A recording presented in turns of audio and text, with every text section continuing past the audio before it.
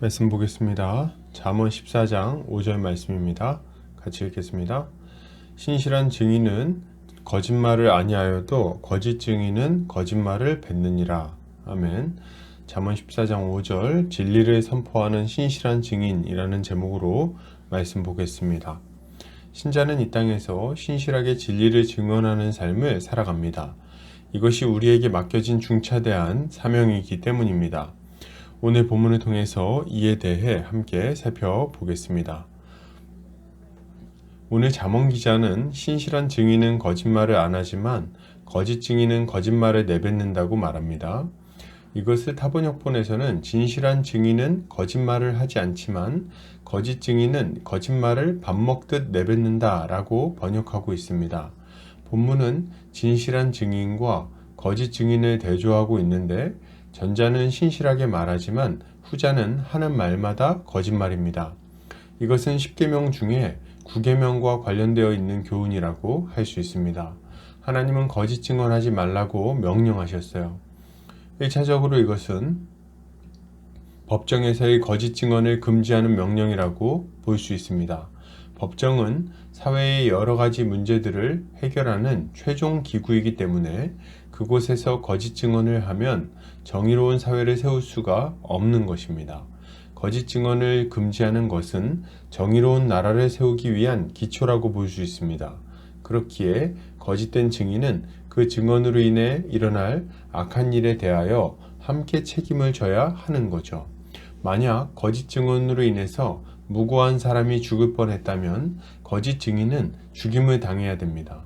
또 거짓 증언으로 인해서 죽어야 할 사람이 살아났다면 그에 대해서도 죽음으로 책임을 져야 되는 거죠.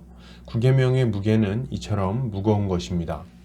그러므로 증인은 반드시 신실해야 됩니다. 거짓을 멀리하고 진실만을 말해야 돼요. 그의 진실한 증언은 무고한 사람이 피해를 보지 않도록 막아줄 것이고 또한 악인들이 계속해서 죄를 짓지 못하도록 막을 것입니다. 그러나 만약 증인이 거짓을 말한다면 어떻게 될까요? 그는 무고한 사람의 피를 흘리게 될 것이고 악인들이 계속해서 죄를 짓도록 만들어서 사회가 악을 향해 나아가게 만들 것입니다.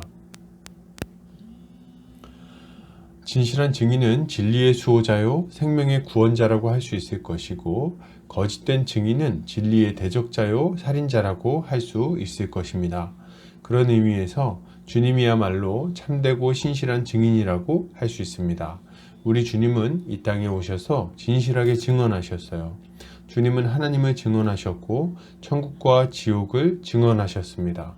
그에게 나아온 자들에게 구원의 길이 무엇인지를 알려주시고 그 길로 가라고 요청하셨어요. 그는 거짓을 말하는 자들 사이에서 유일하게 진리를 선포하는 분이셨고 그분으로 인해서 사람들은 생명의 길을 발견할 수 있었습니다. 그리고 이제 그분의 제자가 된 모든 성도는 참되고 진실한 두 증인으로서 예수 그리스도를 증언해야 하는 것입니다. 우리는 주님이 다시 오시기까지 예수 그리스도의 십자가와 부활을 증언할 사명이 있습니다. 우리에게 맡겨진 이 증언의 사명은 법정에서의 증언과도 비교할 수 없이 무거운 것입니다. 법정에서의 증언은 이 땅에서 살고 죽는 것을 정하는 데 그치지만 우리의 증언은 영원한 생명과 영원한 사망을 정하게 만들 것이기 때문입니다. 그러므로 여러분, 우리는 어떠한 삶을 살아야 되겠습니까?